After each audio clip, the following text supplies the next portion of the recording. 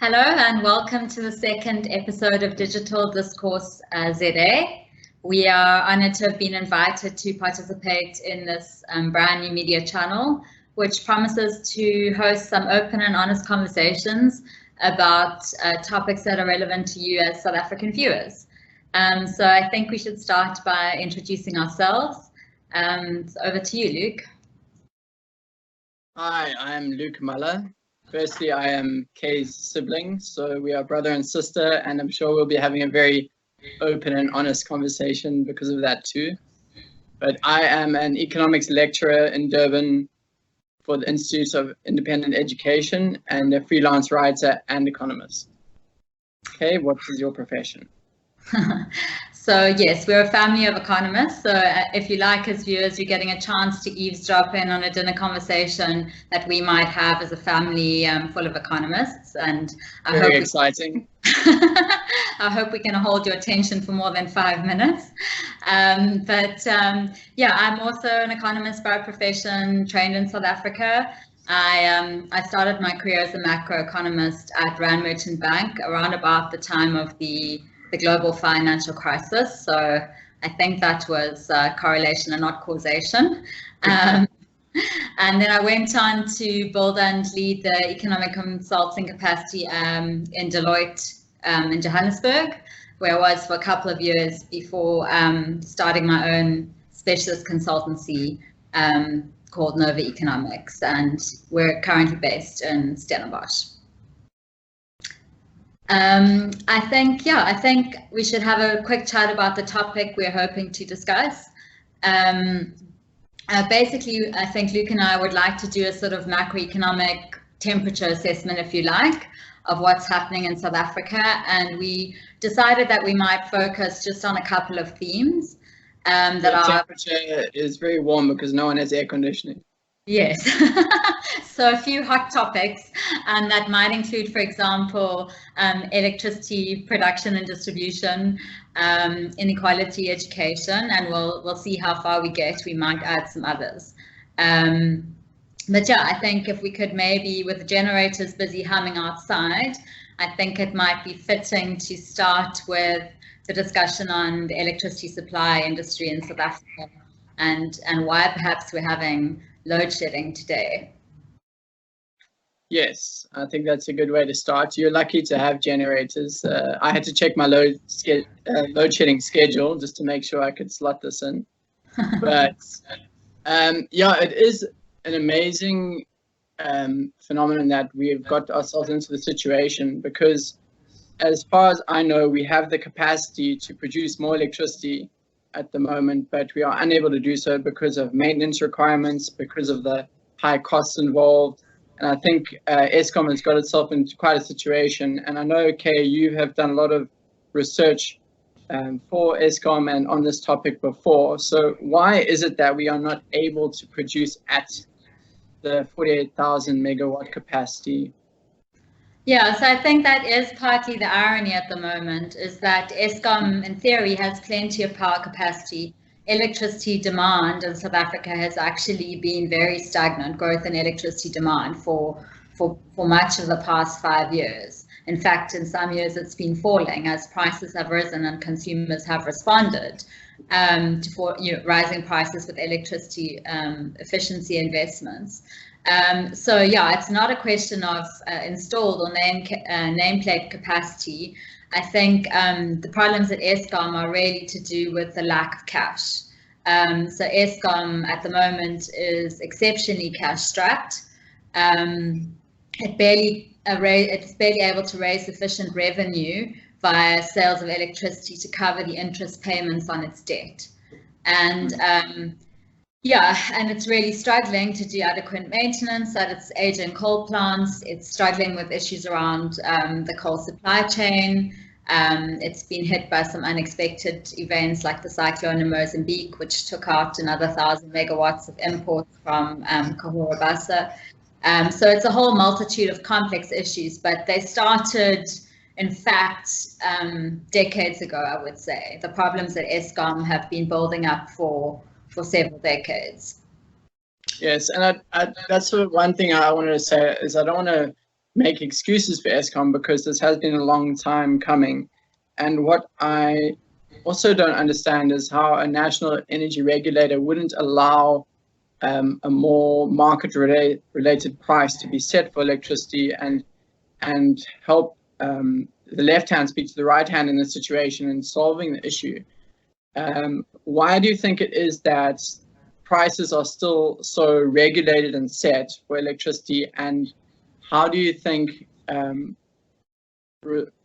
people will respond to this going forward if prices are now hiked to try and reflect a more market-related price?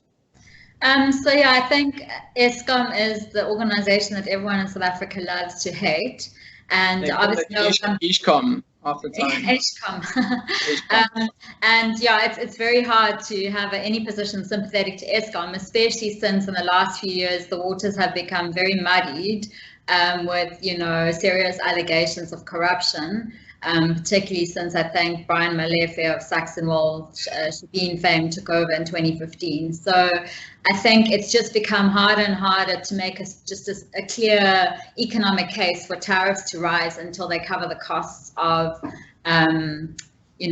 producing electricity. And also there's a history perhaps that we can only really touch on of poor decision making by Eskom's management and the related government departments about the build program, about how much and what the nature of capacity is that we should build. So yeah, I mean, like I say, it started 3 decades ago. There was a panic in the late 1970s about inadequate power capacity. A number of power stations were built, and then the government found that there was no demand to take off that supply, and they allowed real electricity prices to fall in real terms for so many years that by 2004 we had the cheapest electricity in the world. And of course by then we were running out of power, and government delayed decision making about what the nature of new capacity was going to look like. They were talking of privatizing Eskom, but it wasn't a straightforward process. Prices were so low that no private investor would have been interested. And so eventually in 2008 we ended up back in the situation we were in the late 1970s with a supply crisis and a quick knee-jerk reaction to build 2 massive mega coal-fired power stations, which ended up being, a disaster. They'd just been plagued by problems from the very beginning, maybe overly ambitious, more than we needed. And then, as I say, more recently, allegations of corruption and contracts that were awarded, etc., etc. So, so basically the pricing story has been a major theme. And this is what tends to happen when you have energy prices that are regulated. You don't have a market reflective price. So there is a tendency to want to subsidize the energy price if you're not able to sell what you've paid for. And so we've been plagued for years in South Africa by this history of underbuilding, overbuilding, undercharging, and trying to play catch up. It's quite a pickle that Eskom's got itself into now, because creating a market related price is also now almost impossible with oversupply of a lot of the hardware, but an undersupply of the necessary capacity to run it and the cash. So, but my point going forward now would be to say to the government, say to the ANC, that it is of such great importance to have power continuously supplied in the country because of the massive externalities it creates when you have power cuts. So just off the top of my head, the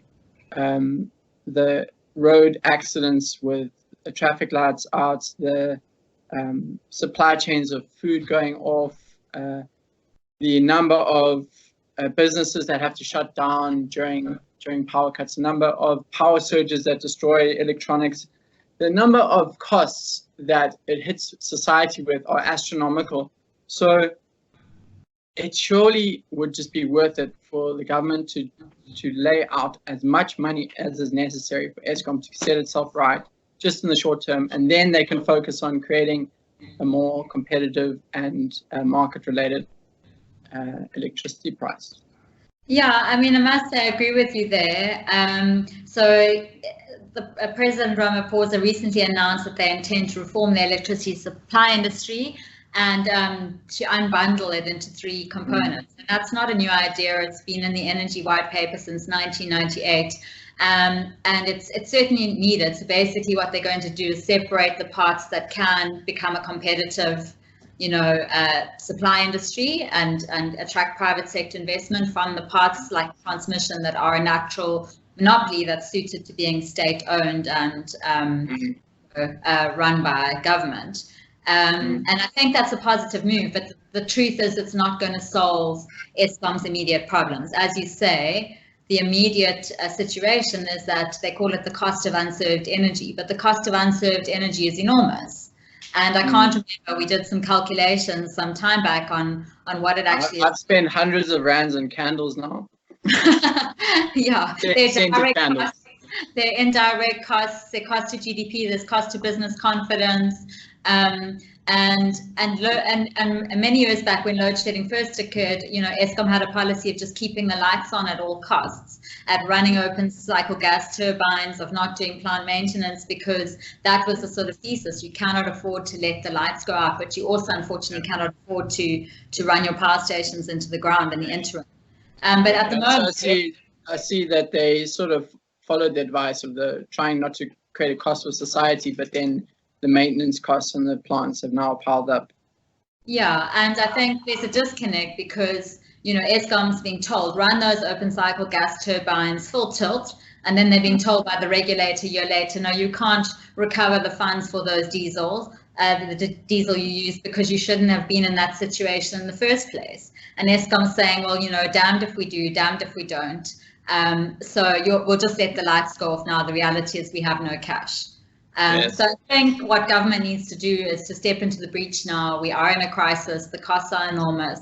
It's unfortunately got to the situation where your options are fairly nuclear. You either need to hike the tariff sharply, which consumers are certainly not going to. It'll be a very hard sell in the current environment. An election year.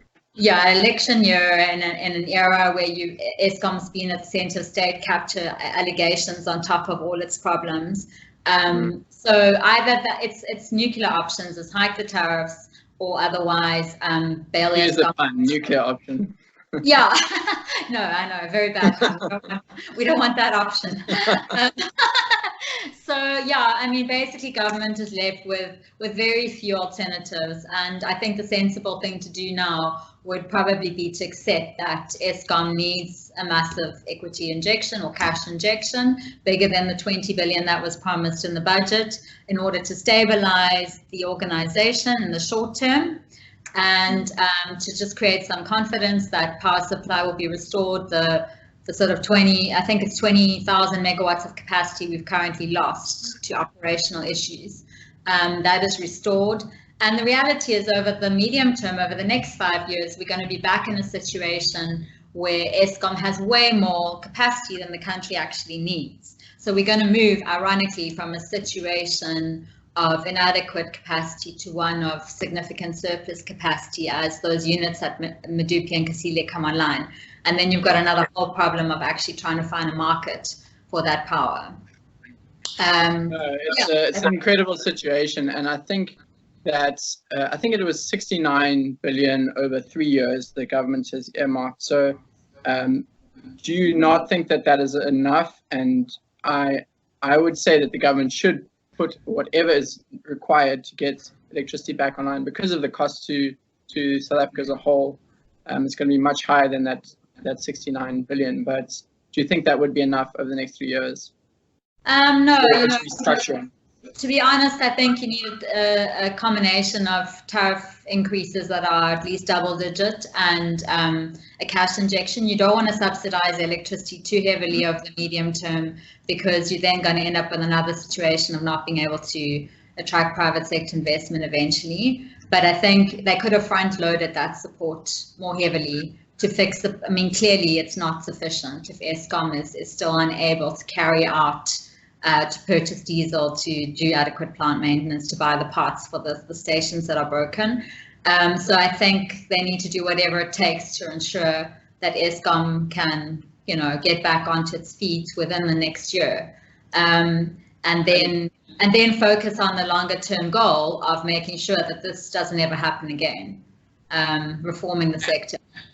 And I think another thing that will happen is with a tariff increase, you will get more private sector investment, even in the decentralized electricity supplies, such as solar power, and with the cost of solar power dropping and battery storage dropping, I think you'll get decentralized options just for business blocks and for households. So I think there's going to be a combination of more electricity coming in on that front, just on this very small scale, but at least when the electricity tariff is at a reasonable market price and it's not being set by the national regulator at a very low price, then you'll find the market will start to sort itself out. But it is going to be a bit of a mess for a while. It's undoubtedly going to be a process, but I think that things can be done if adequate support is provided to restore, supply within a calendar year. And yeah, I mean, there have been some very positive stories in the electricity supply industry, the REIPP process that went well, the very competitive bidding process that brought online a whole lot of renewable capacity. And those have kind of been, those positive stories have just been overshadowed by the continual problems that have plagued Eskom.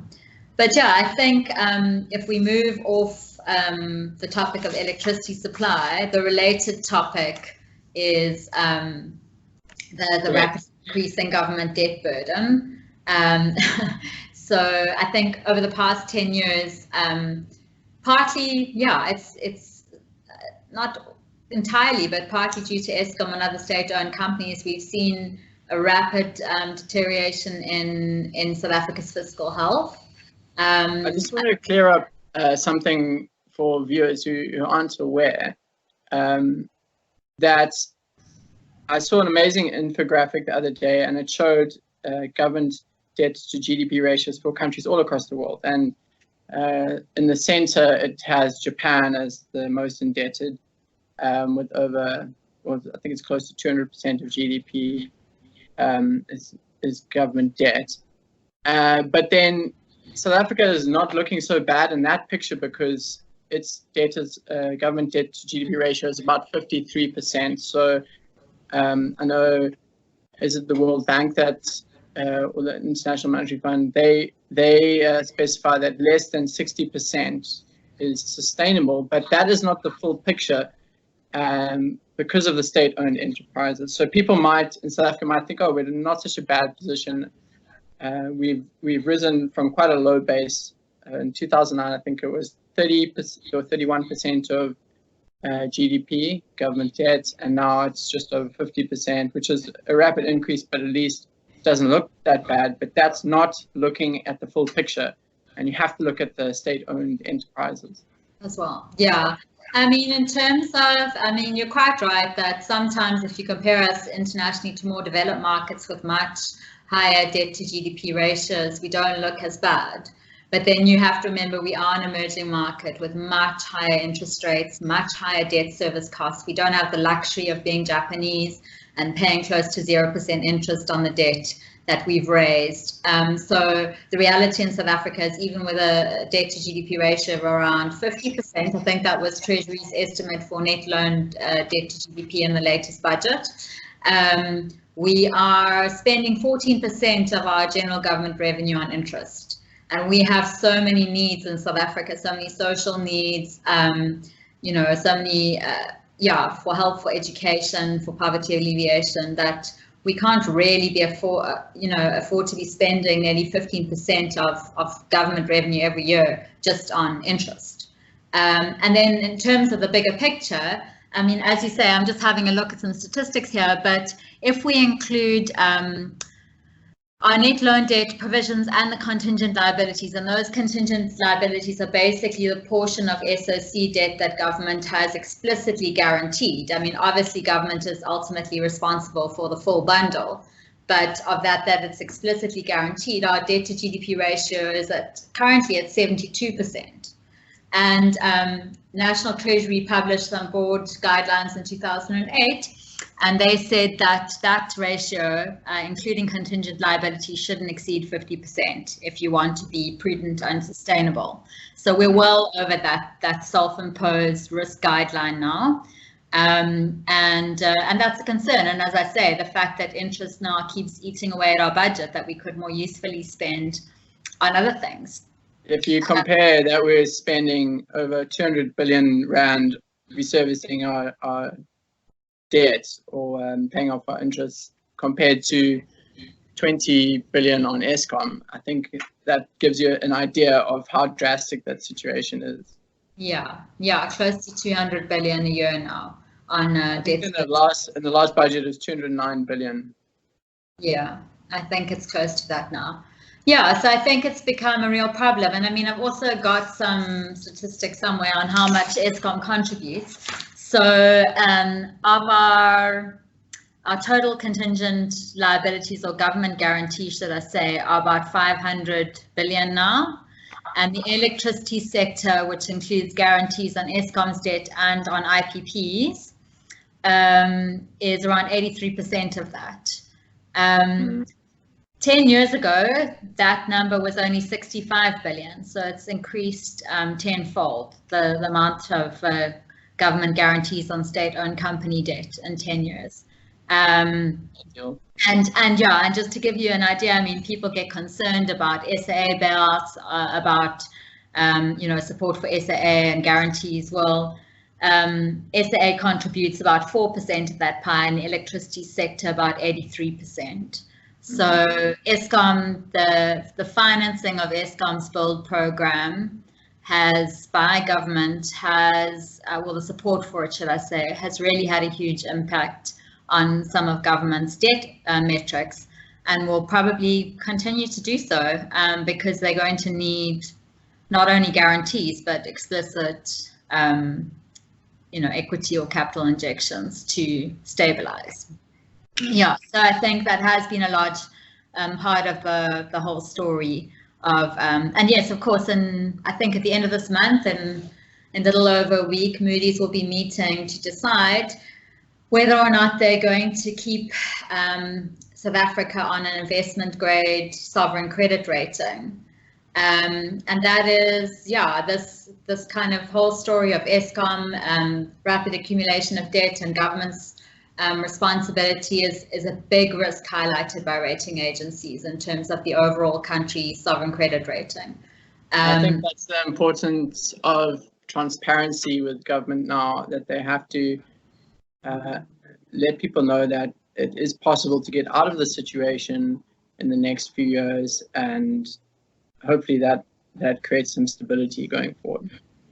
Yeah, so I think when it comes to the sovereign credit rating, I think, I just wanted to raise this one other important point about Eskom's tariff increases and the alternative, which is government supporting it through the back door, using taxpayers' money, is that neither option is particularly good for the economy. So I think what the regulator sometimes doesn't articulate well is, for sure, if you have double-digit electricity tariff increases every year, it's going to have a harmful effect on the economy. It will slow GDP growth. It will result in some inflation. But the counterfactual, the only alternative is for government to borrow more in order to fund Eskom through the back door. And that then in turn has implications for the credit rating. And if we did get downgraded next week by the final rating agency that's got us on investment grade, we would see massive outflows of capital because we'd no longer be part of these emerging market bond indices. And that would have probably, we did the modeling, in fact, for Eskom, and the results suggest the impact on the economy should government support for Eskom precipitate a downgrade would actually be more negative or more harmful than 20% tariff increases. So, yeah, but it would ironically lower the demand for electricity too. Yeah, that's not really our problem. Oh, we need someone to pay for it. Yeah. But yeah, so basically, I think it's always important to remember that there's a counterfactual scenario, and it's not necessarily more favorable than the first option, which is yeah. So I think the only option for South Africa is that the country has to grow to pay for the cost of what has already been installed, and has to grow in order to pay for Eskom's debt. And so everything going forward has to be on a growth path with constant electricity supplied. And I think that's we should avoid anything that is going to heavily impede growth, such as the junk status downgrade. Yeah, no, agreed. So yeah, I guess that then leaves us. So we've been talking a lot about how this problem of rising debt, government debts, SSE debt is now crowding out, is leading to a massive interest payment, and how 15% of our budget almost now goes towards just interest cost.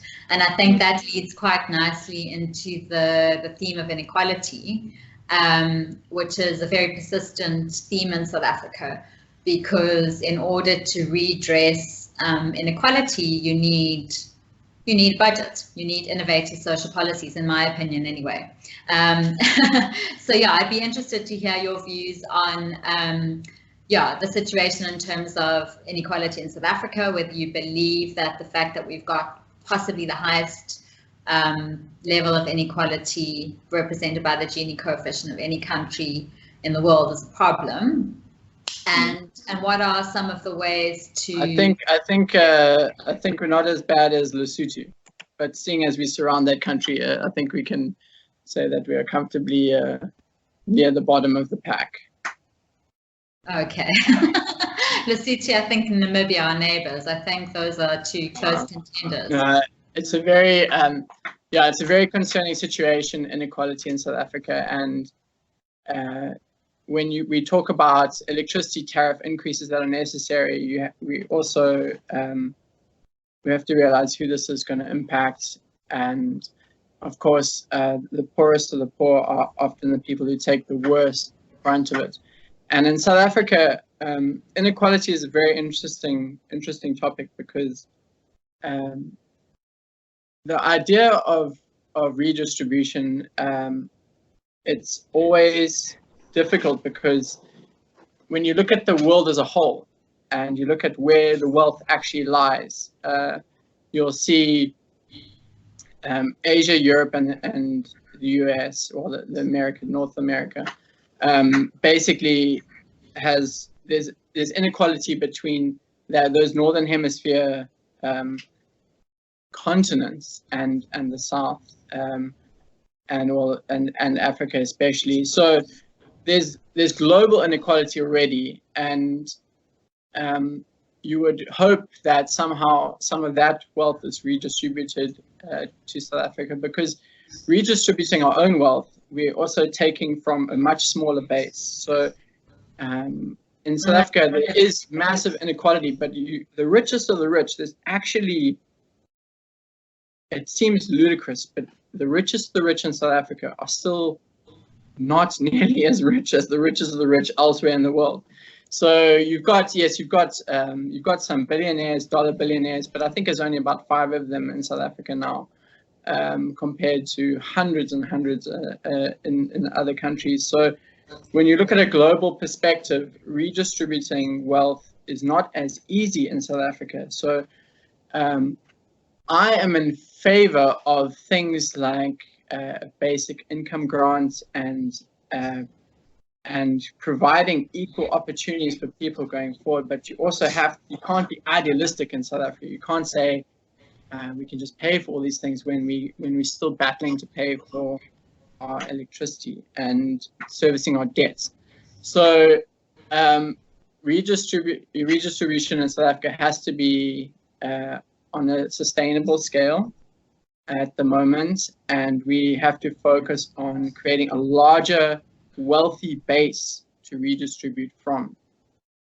Yeah, so I think you've raised some interesting points there. I mean, I've often thought about, generally these Gini coefficients and a lot of the metrics on inequality tend to focus on inequality within countries.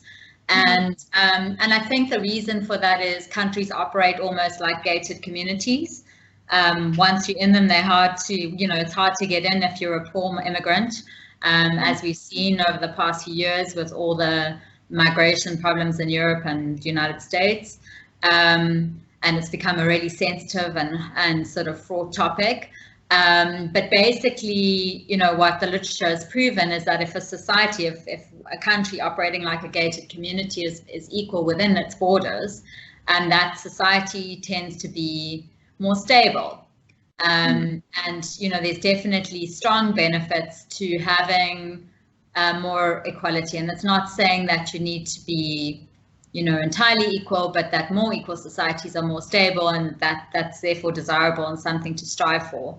But yeah, there is this bigger global problem, and it's becoming more and more of a problem as people become more mobile and the economy becomes more globalized, and frustrated poor immigrants trying to escape war-torn countries and whatnot make their way to some of these countries where they're not used to dealing with the issue of global inequality. But if we just revert to the subject of what you can do as a country, as a nation, to promote more equality, income equality within your borders, I think it's always been fairly obvious that government needs to raise taxes in order to fund, or raise some level of tax, have some kind of form of taxation in order to raise revenue, in order to redistribute it. I think the nuances in the last few years have come in terms of how you then redistribute that money. So I think in Thomas Piketty's famous book, Capital in the 21st Century, he shows how in the 1920s, generally governments only spent 10%, I think, tax revenues were 10% of GDP or something. And that, I hope I haven't got the exact numbers wrong, but that rose in some Scandinavian countries to nearly 50%.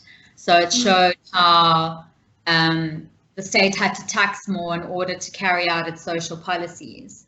But where I think things have changed is the move away from, education must be state provided, health must be state provided, you must have a state-run bank, and your typical socialist state, which have largely failed, to a state-run energy enterprise. Oh yeah, I mean, in South Africa we've got a lot of examples of why you wouldn't want state-run mines or state-run auto manufacturers or energy utilities, for example, because they tend to be inefficient, unwieldy, they're vulnerable to corruption, etc., etc.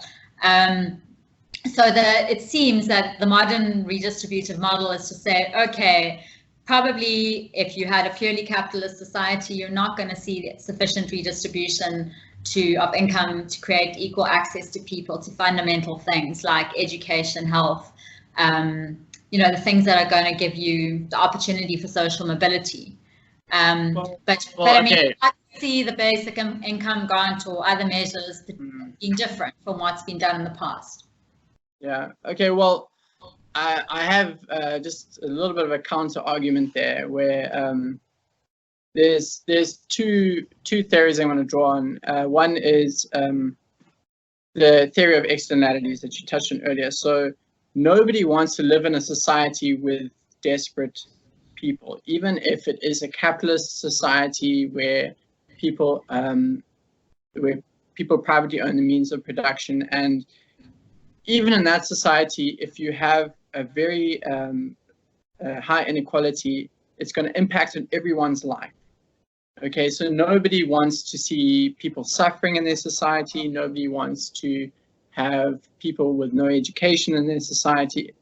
Everyone would want to, and any rational person would want to uplift the lower stratas of society. And I think that is definitely the case in South Africa. People often don't know where to start. There are a lot of good initiatives out there where people are trying. And I do believe that if you look at societies where there's high income mobility, so where people's basic needs are catered for, and someone, even if they're born in a very poor household, has the ability to still receive an education and get their basic nutritional needs and basic needs met, then yes, then they can leapfrog into high income levels. But the idea of redistribution to alleviate these externalities is a very important one, and South Africans must understand that and do their best to try and uplift don't leave it purely up to government to redistribute the wealth, because they don't always know how to do it best. That's my opinion. You can give out social grants, government tries to provide basic education to everyone, but I still think it's going to be in people's better interest to have something like a basic income grant where they can actually access, if someone's born in a poor household, they could access some basic private education, as some poor countries have shown, where even private schools have been embraced, even at lower income levels, where they pay very low fees in other African countries. So if you look at situations like that, I think we're not going to be able to rely on the government to do the redistributing for us entirely. So I would say there is a need for the private sector to come forward and do it. And I think there is also a lot of motivation to do that, to uplift and make everybody's lives better, to live in a society where people are better off. So yeah, I think you have more faith in the private sector than I do to redistribute income. But yeah, so I would argue that no, you can't really leave it up to individuals and to private sector companies who do, not to say they should discontinue corporate social responsibility initiatives, not to say that people should discontinue charitable projects, but I think the most efficient way, or the most, the way that's tried and tested and is most effective at reaching everybody is for government to centrally collect tax revenue and to redistribute it as equally and as directly as possible to everyone, without limiting their personal freedom of choice. So you don't want to be in a situation where you raise a lot of tax revenue and you spend it all on an inefficient national health insurance scheme that limits people's choices about how they access healthcare. So that for me would be a poor form of redistribution.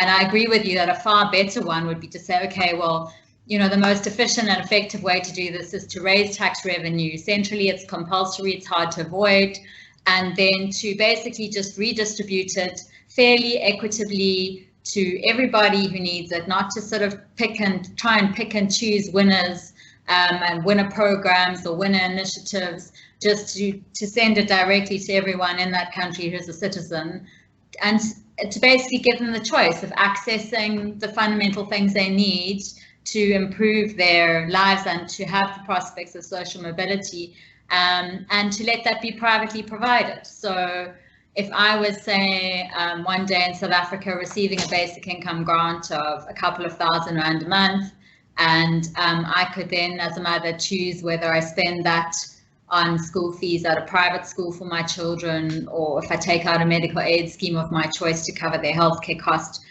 It doesn't limit my freedom as an individual, but it does help to level the playing field in a society where it's very clear that people don't have access to, equal access to opportunity.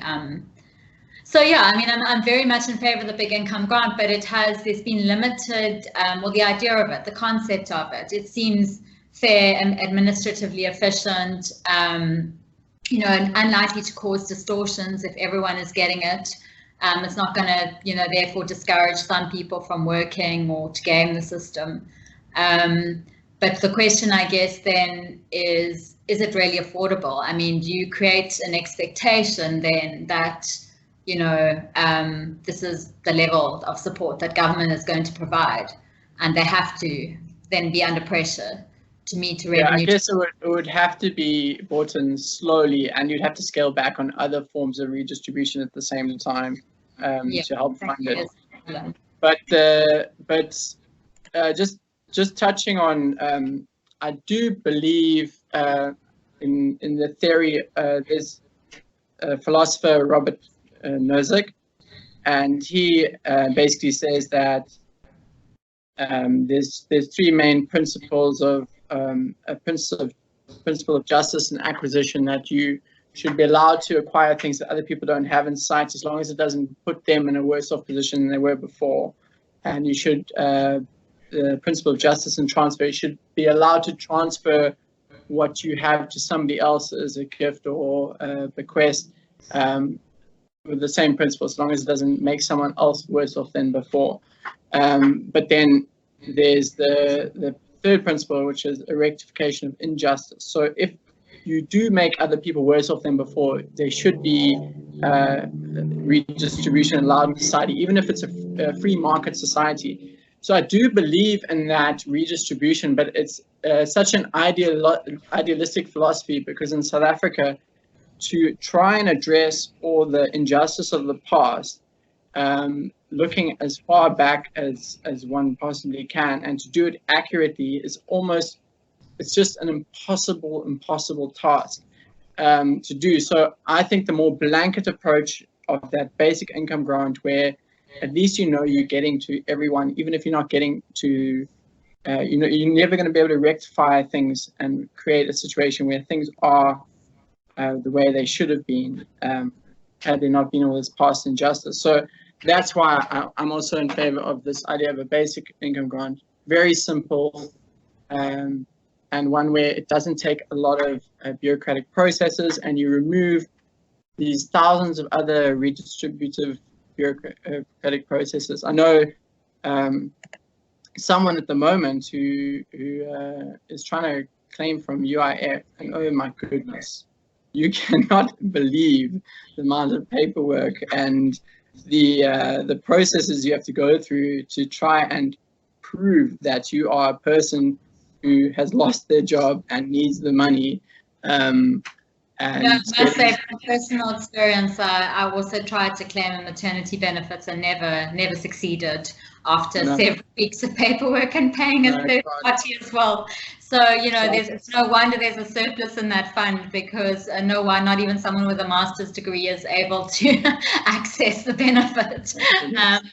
So, yeah, I mean, I can quite believe. I'm certainly never going to fall pregnant. Yeah, so I mean, I finally gave up hope this year. I thought, no, it's really not worth the time, and I think so many people do. And that's exactly it. If you are going to have like social protection programs, if you are going to try and redistribute, I think fortunately technology has made it so much easier to do this, to reach every individual and every indigent community, and we've seen that, okay, there's been a mixed experience with the social grants program, but basically it is possible to reach people via technology at quite low cost and distribute. And to prove that people are who they are. You could definitely, with today's modern technology, make sure that you don't make errors and have ghosts. Identification is helping, and there are various layers of proofing that you can go through now.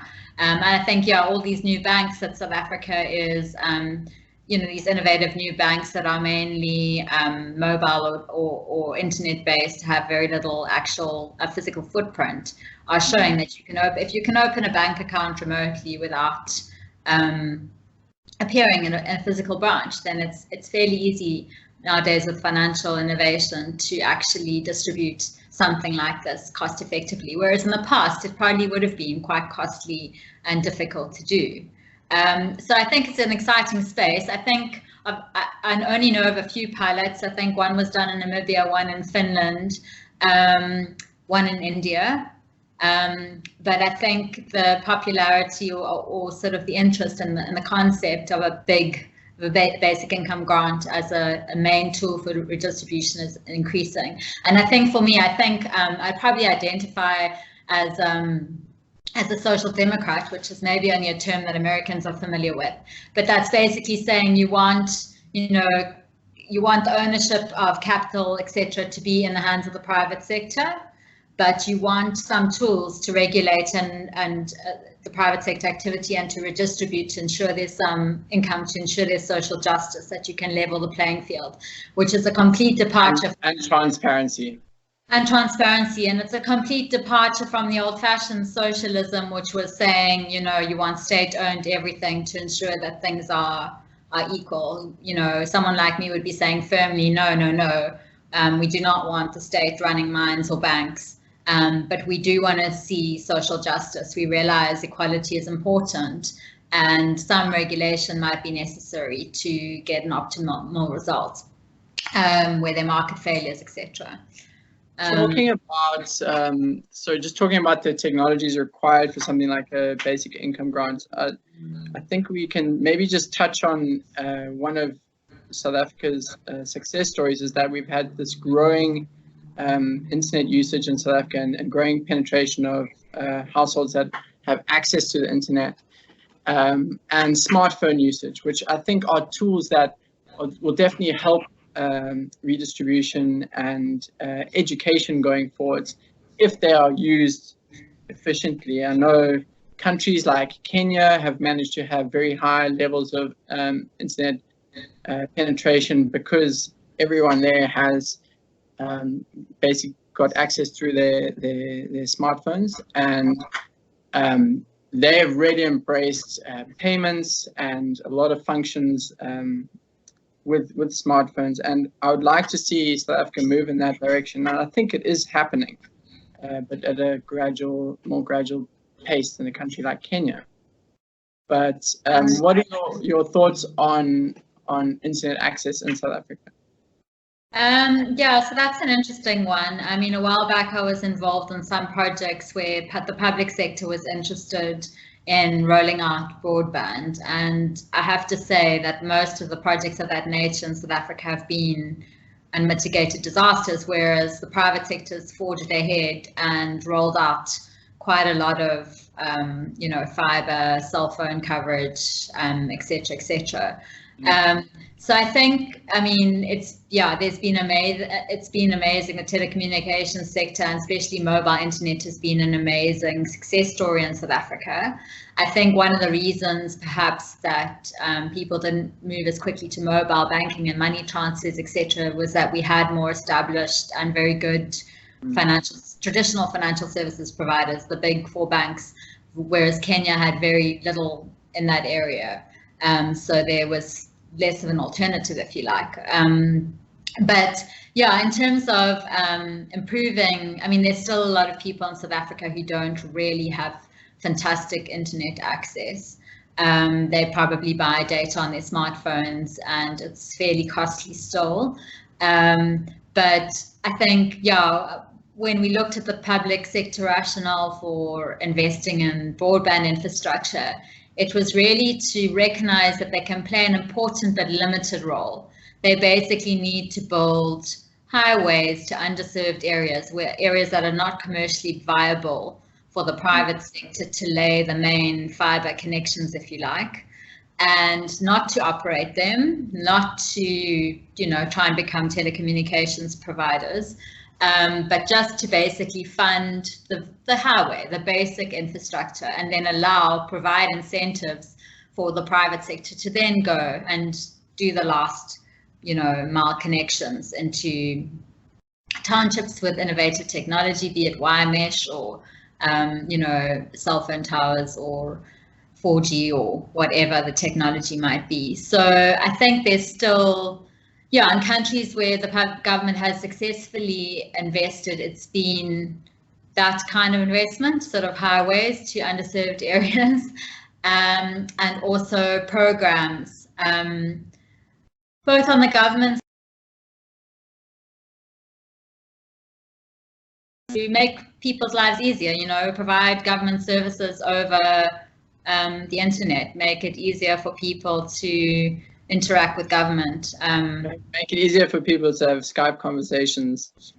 Yes, lower the cost of, carrying out basic business activities or, everyday activities, purchasing bus tickets, whatever it might be, and there are plenty of innovative things that government could do there, on the sort of more on the connecting people to services, and reducing the cost for them using technology and better internet access. And an obvious one was also connecting schools. I think it's a great shame that days, in this day and age, that not every school in South Africa has internet yet. I think that's a really realistic and possible goal with the right public sector program. Every child should be able to send their selfies. Well, that's the thing.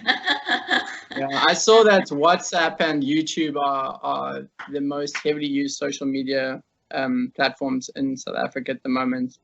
Or maybe Facebook, if you included Facebook Messenger and Facebook together, it's also up there. But I know that it certainly aided communication, and even though it may not you may not think that YouTube is such a great education channel, it certainly the base is there for education to take place, more education, and children or anyone actually who has access to a smartphone these days should be able to access more information and education than they ever have before. So it's there for the taking, but obviously there are language barriers and there are other issues where South Africans will have to become more given time, there will be more technical literacy in that sphere. So I think it's going to open many more doors in that area too. Yeah. No, I think that's a positive place for us to end, probably, our conversation. But yeah, I definitely think there's a lot of seamlessly uninterrupted fiber conversation. Yes, for education innovation in South Africa.